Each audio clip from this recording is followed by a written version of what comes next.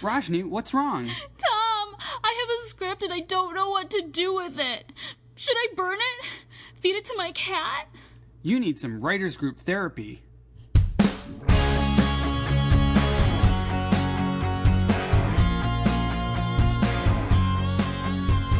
Hello and welcome to Writers Group Therapy.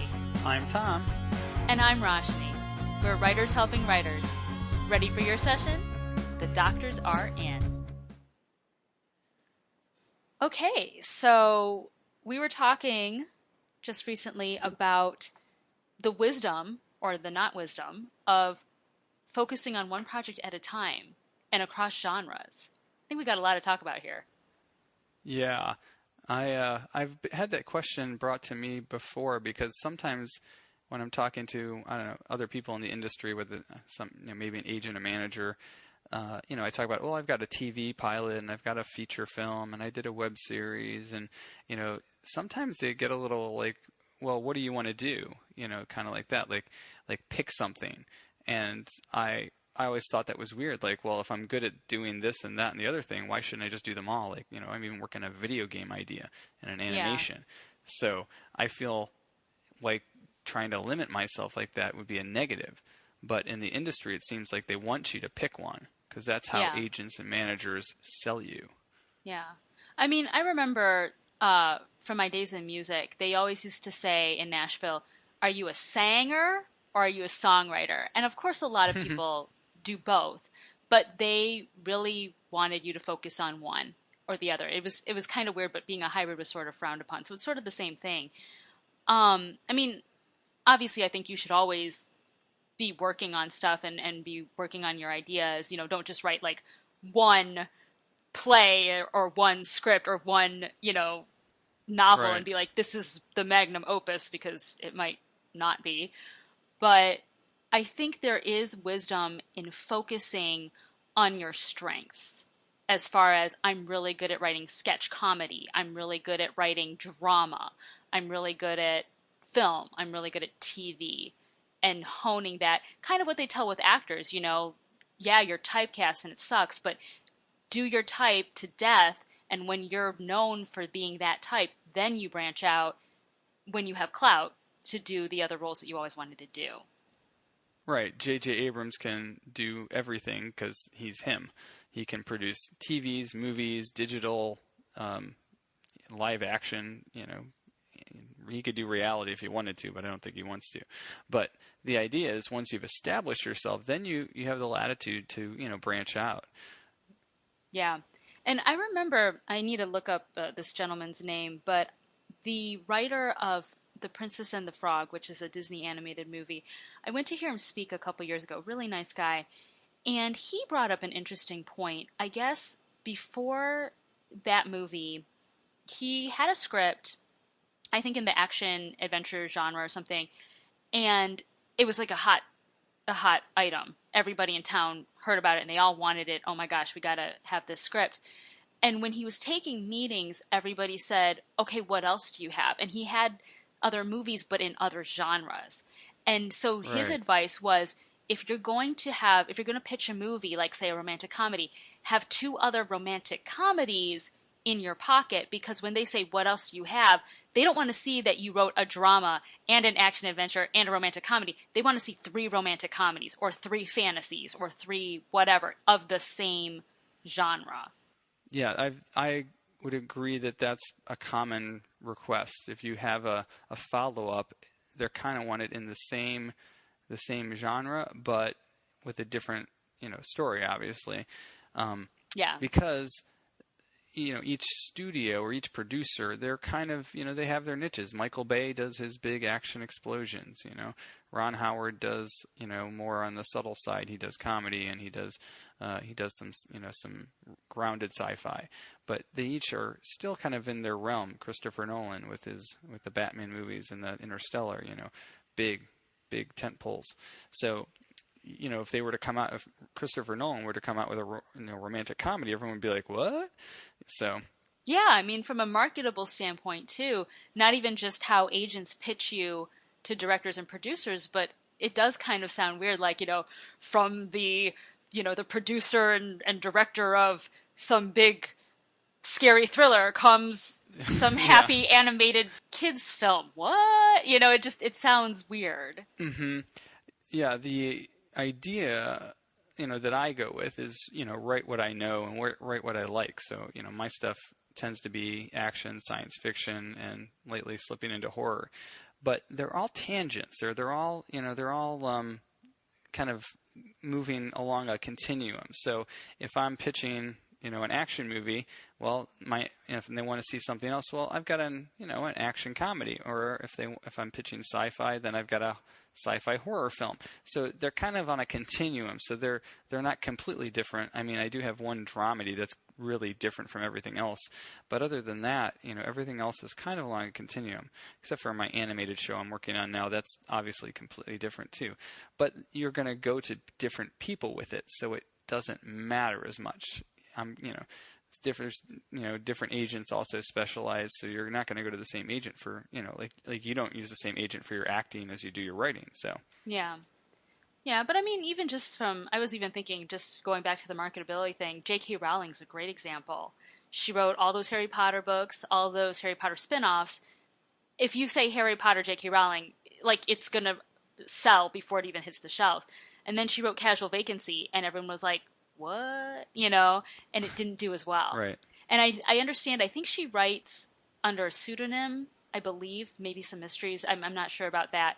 I thought I had heard that. But if she does write under a pseudonym in a different genre, it makes sense, because no one's going to buy, general fiction by J.K. Rowling. No one's going to buy, a murder mystery by J.K. Rowling, because she's Harry Potter. You don't put her somewhere else, if that makes sense. Right. And she is primarily a novelist, and her books have been turned into films, but she hasn't branched out herself. She's not writing other things. She's not doing a TV show or anything like that. And, in our world, I actually find that's even trickier when you're doing TV versus film. Although I think it's probably less today than it was like 5 years ago. If you're writing for TV, a film producer doesn't care of what you've written for TV. It's not going to be an acceptable sample for them, because it's not, the medium that they're working in.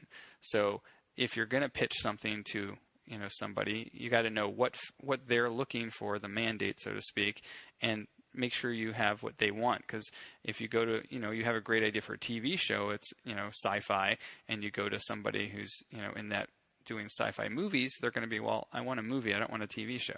So that's the other side of it.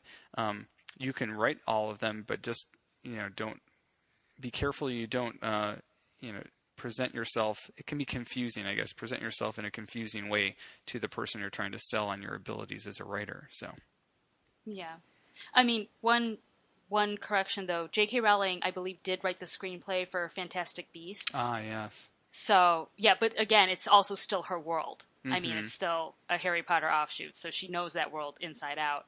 And again, once you establish yourself, and right now with the TV movie world, there's a lot of crossover, and you've got movie directors directing Netflix series, and you've got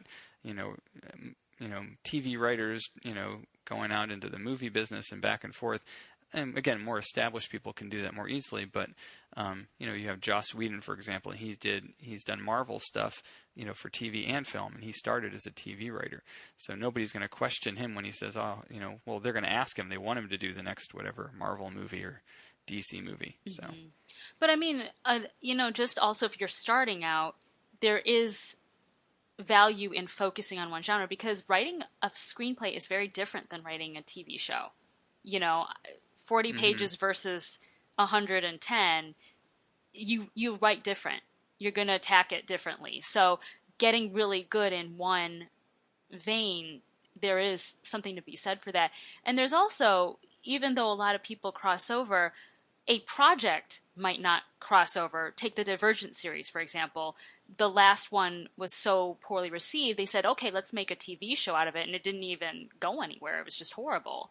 So, part of that is the market, part of that is people are sick of, maybe YA dystopian fantasy, but not everything is a smart idea as far as... Yeah, adapting And I it. felt that same way with the Mortal Bones. That novel series was made into a movie, a feature film, which kind of bombed at there. But then they decided to make a TV show out of it, which is on its second season now. But I couldn't watch the TV show because, you take a feature film-like idea and drag it out over 10 or 12 episodes, and it kind of, I felt it dragged. It wasn't quite working for me.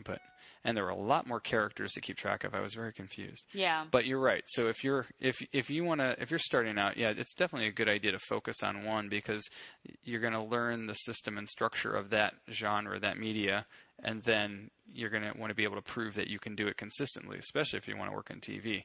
So Now, what do you think about being in the middle of, like, say, 5 different projects? Let's say you're writing 5 different TV pilots.